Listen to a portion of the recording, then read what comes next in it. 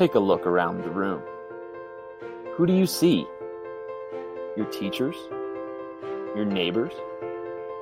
People who go to your church? Your friends? Your classmates? Your teammates? You see them around town with their families, in the grocery store, at ball games. You know their grandmas, their little sisters, their dads. You may even know their career plans, their hopes, dreams, their fears.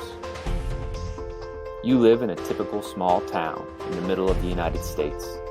You know almost everyone, and everyone knows you. But what do you know about her? Do you know why she wears the headscarf? Do you think it means she's oppressed? She wears the scarf as part of the hijab, or the Islamic code of conduct, which applies to both men and women.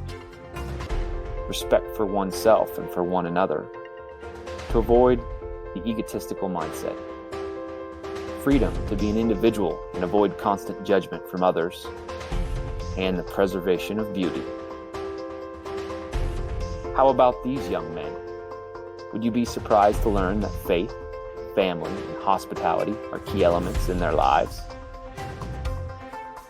You may have some misconceptions regarding Arab people and Muslims.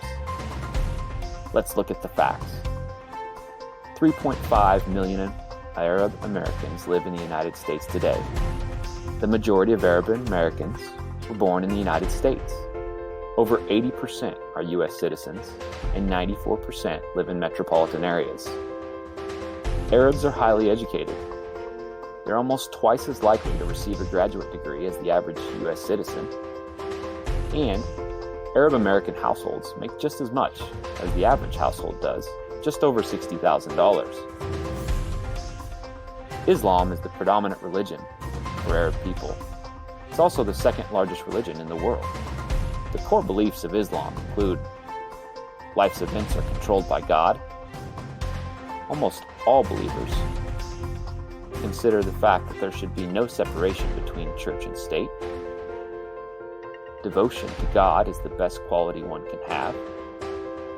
Mosques are their holy sites, where they worship, and there men and women must dress conservatively. Arabic traditions include, it's not polite to say no. Instead, you should say, if it is God's will.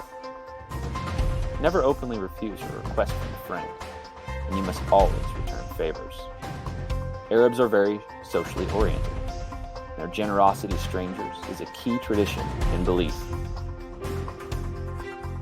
When it comes to greetings and gestures, handshakes are common. Hugging only occurs between very close friends. The right hand is used to eat, touch, and present gifts, not the left. Members of the opposite sex do not publicly socialize or touch. And it is also offensive to ask a man about his wife or a female family member. It is important to recognize that these are common traditions and facts, but just as customs differ from place to place, not all Arab Americans hold the same beliefs or practice the same customs. When we take time to understand those who are different than us, we open up a world of possibilities, and we just might find that we really aren't that different at all.